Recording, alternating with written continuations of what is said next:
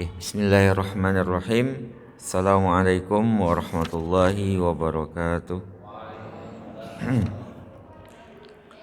Alhamdulillahi rabbil alamin alladzi an'amana bi ni'matil imani wal islam. Asyhadu an la ilaha illallah wahdahu la syarikalah wa asyhadu anna Muhammadan abduhu wa rasuluh. Wassalatu wassalamu ala rasulillah wa ala alihi wa ashabihi wa man tabi'ahu bi ihsanin ila yaumiddin.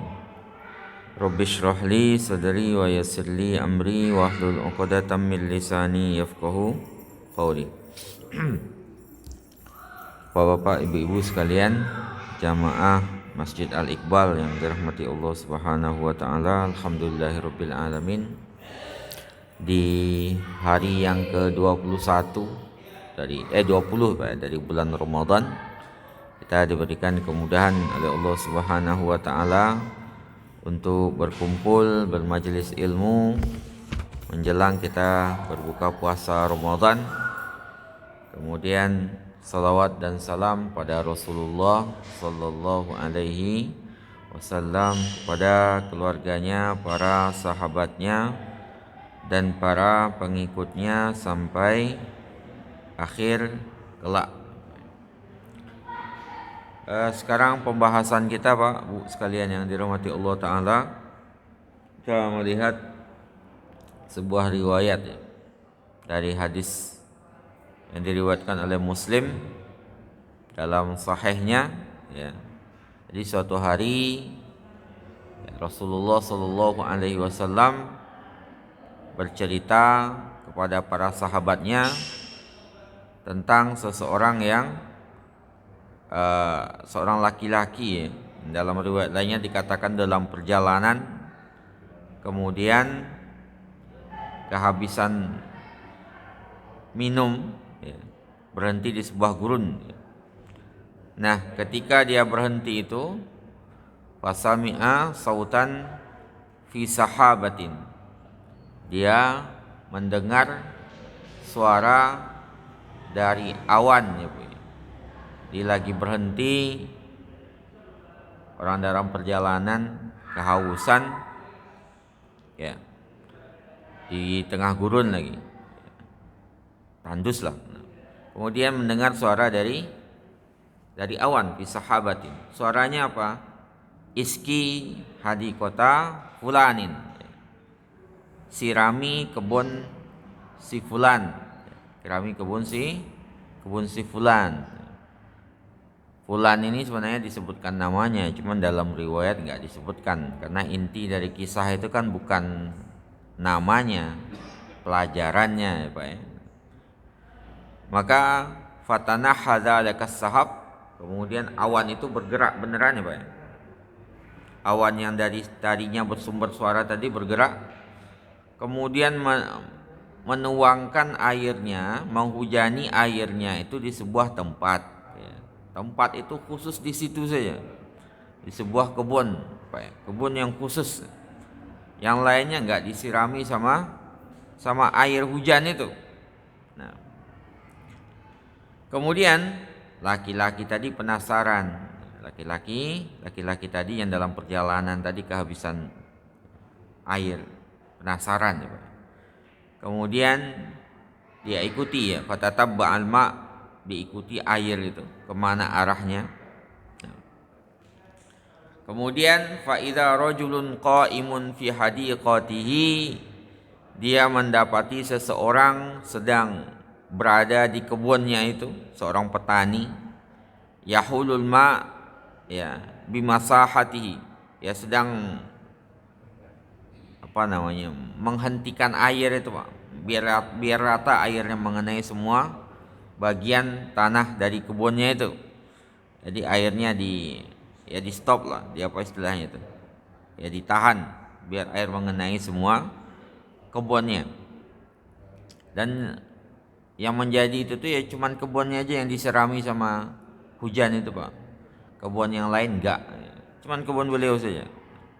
Kemudian orang yang tadi penasaran, kemudian bertanya Ya Abdullah, wahai hamba Allah, masmuka, siapa namamu? Siapa namamu? Dijawab fulan. Fulan. Fulan yang dijawabnya itu namanya sesuai dengan nama yang disuruhkan dari awan. Jadi namanya persis dengan nama yang didengar tadi pas dia berhenti dari awan itu. Namanya persis gitu. Kemudian ditanya sama petani itu, ya. Wahai Abdullah, wahai hamba Allah, lima tas'aluni anismi. Kenapa kamu nanya nama saya? Apa pentingnya kamu bertanya nama saya? Kemudian dia menjawab, inni sami'tu sautan fis sahabil ladzi hada ma'uhu.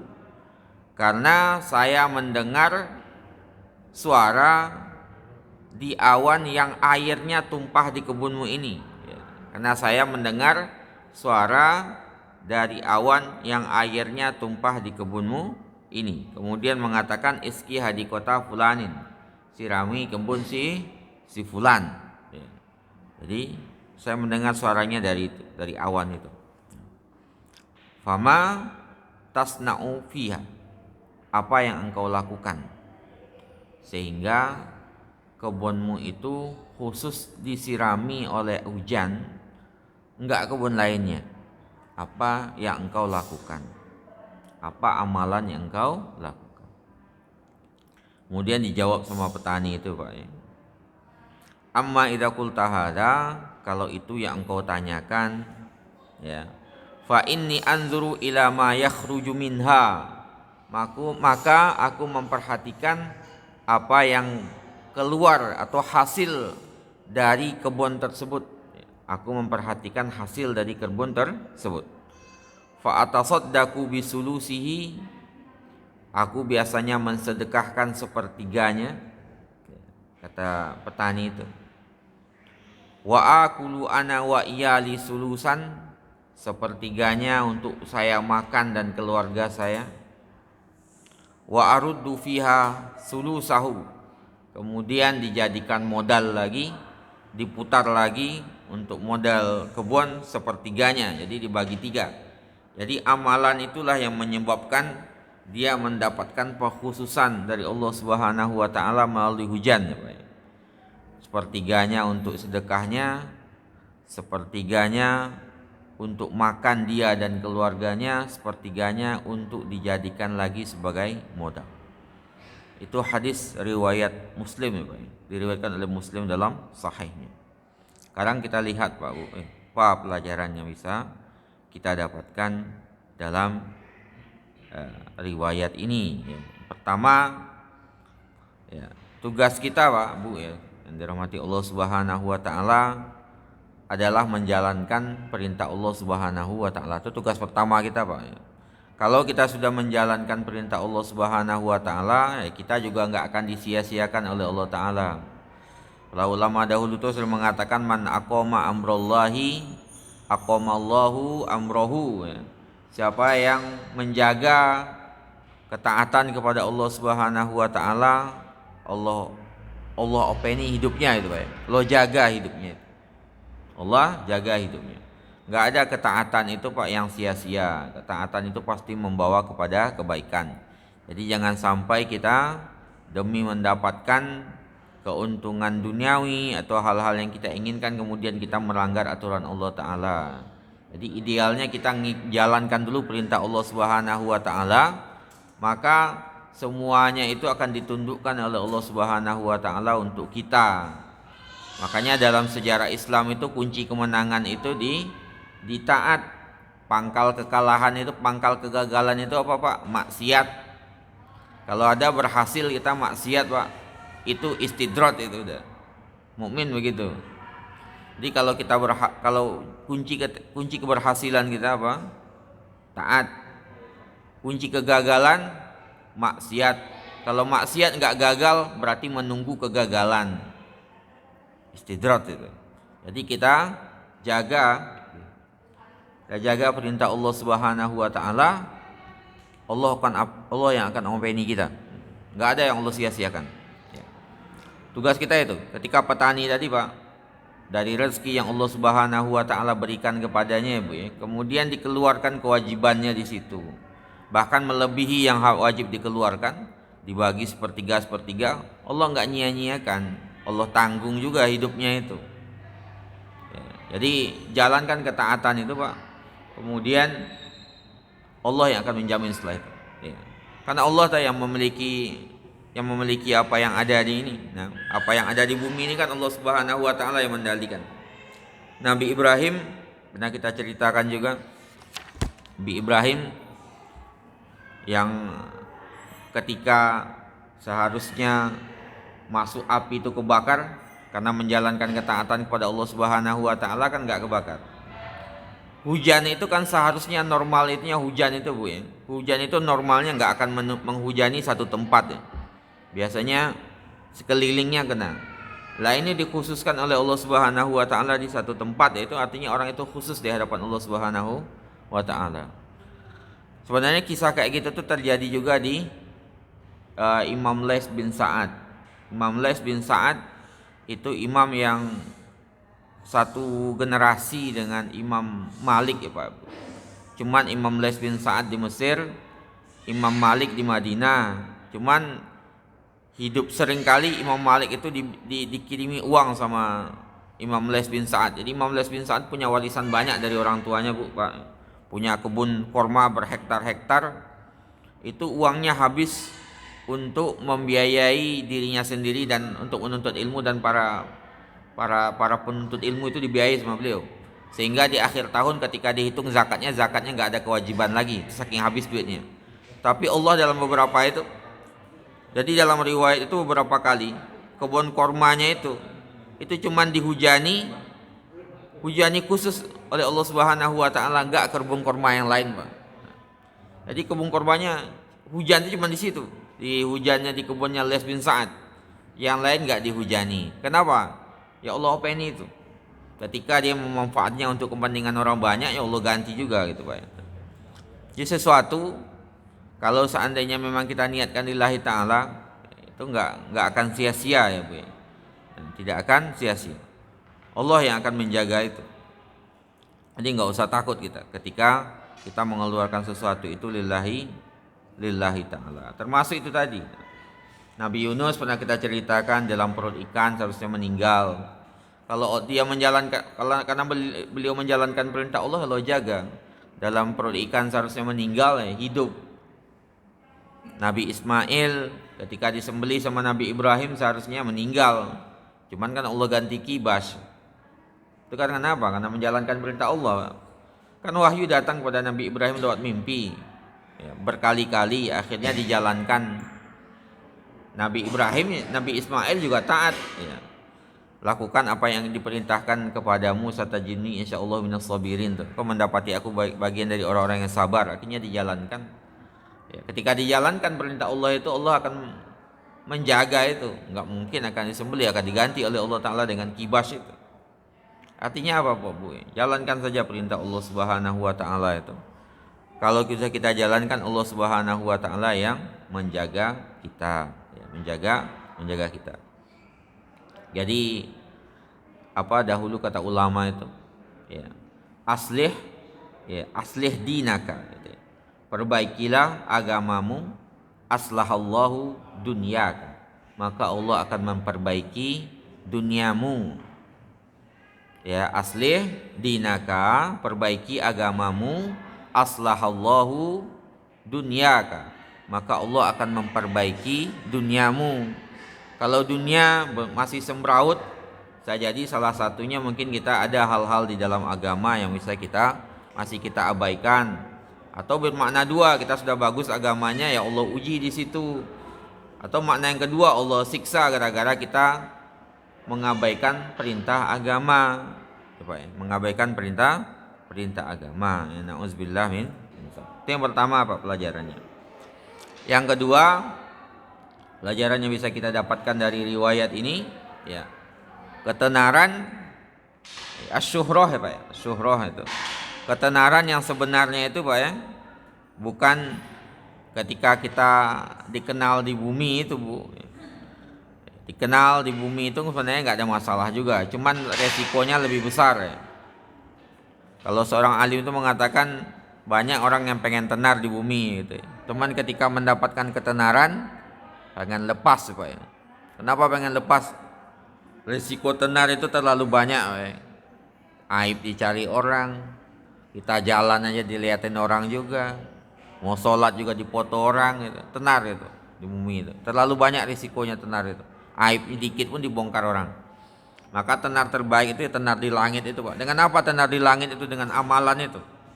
Yaitu tadi yang riwayat yang kita bacakan. Dia nggak tenar di bumi, nggak ada yang kenal petani itu Pak. Cuman Allah khususkan itu, iski hadi kota fulanin, sirami kebun si fulan, itu kan khususan dari Allah Ta'ala. Apa amalannya? Amalannya yang tadi Bu, dibagi 3 itu hartanya.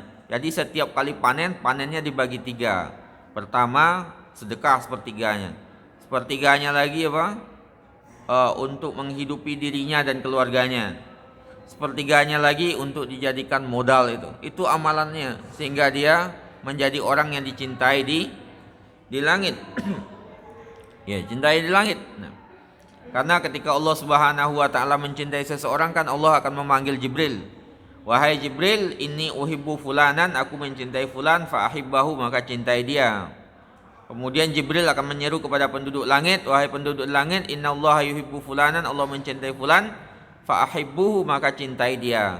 Kemudian ditetapkan baginya penerimaan di muka bumi. Artinya orang menerima dia ketika itu. Itu orang baik-baik gitu Pak. Wudi alahul qabul fi ad-dunya. Dibuat diterima di muka bumi. Amalan andalan ya Pak. Dalam bahasa hadis yang pernah kita bahas di kajian fikih itu arja amalin itu. Amalan andalan.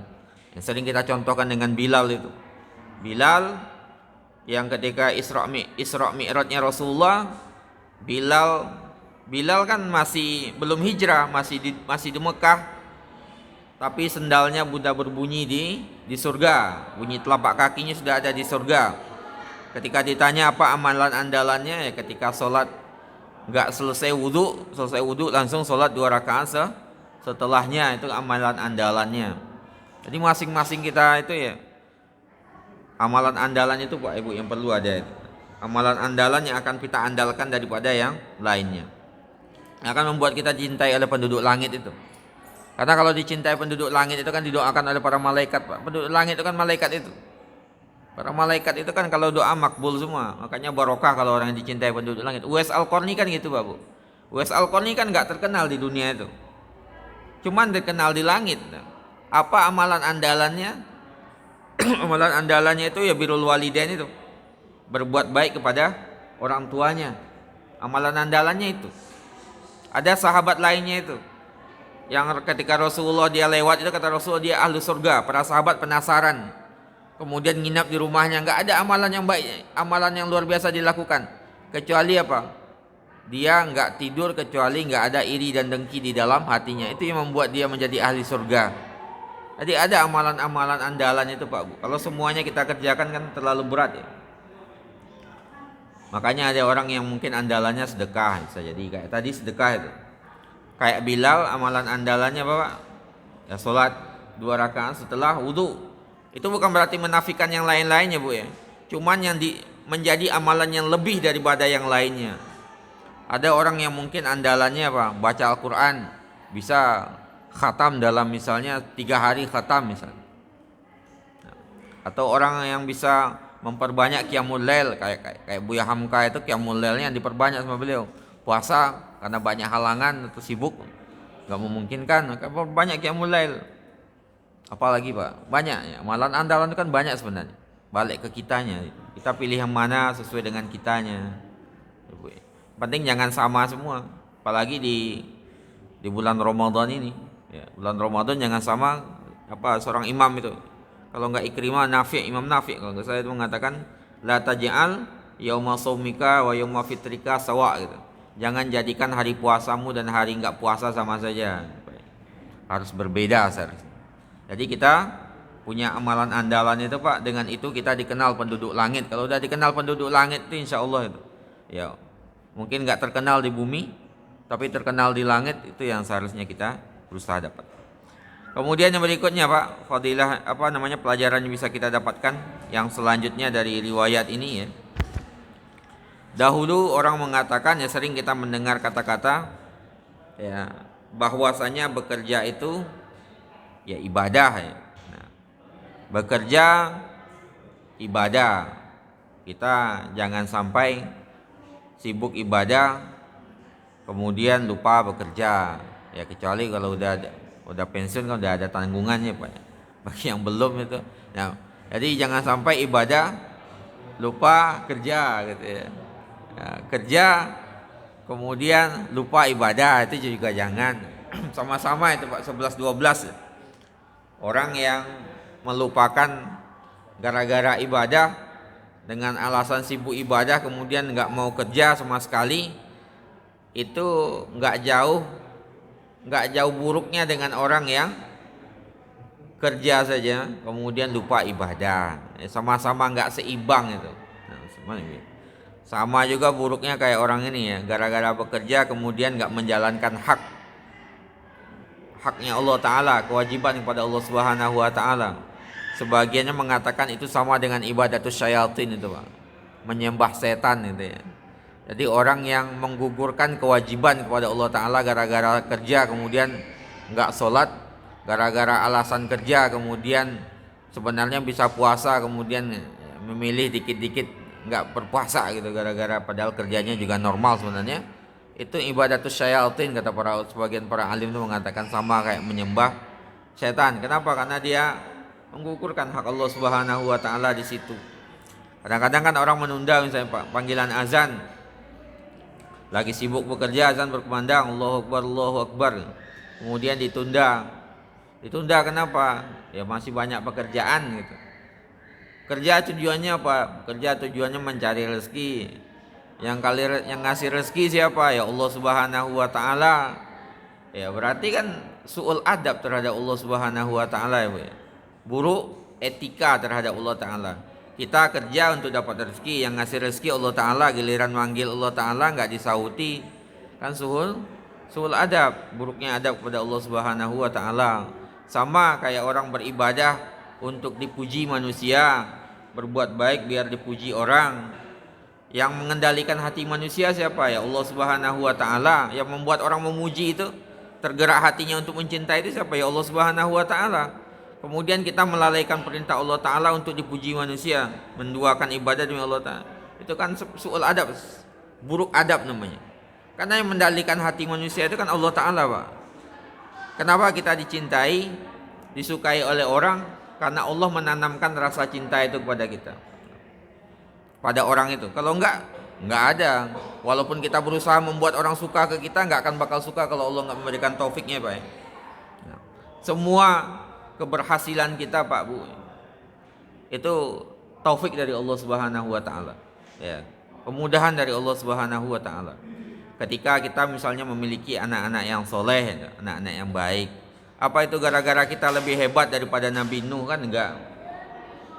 Itu kan taufik dari Allah Ta'ala itu Pak Bu. Ketika kita memiliki anak-anak yang baik, soleh, rajin itu, apa itu gara-gara kita lebih hebat, gara-gara kita sendiri? Enggak. Itu Allah yang memberikan nikmat itu. Apa ketika misalnya bapak-bapak punya istri yang taat, yang baik, soleha kayak ibu-ibu misalnya, apakah lebih hebat daripada Nabi Lut? Yo enggak. Hebat Nabi Lut apa? Soleh Nabi Lut. Tapi apa? Itu nikmat dari Allah Subhanahu Wa Ta'ala. Nikmat semua itu Bu. Bahkan datangnya kita ke masjid itu ya dari nikmat dari Allah Subhanahu Wa Ta'ala. Makanya ada doa itu tuh. Doa apa itu? Wala takilni ila nafsi turfata ain. Jangan engkau serahkan, biarkan aku sendirian ya Allah, menyerahkan diriku kepada diriku sendiri walaupun cuma sekejap.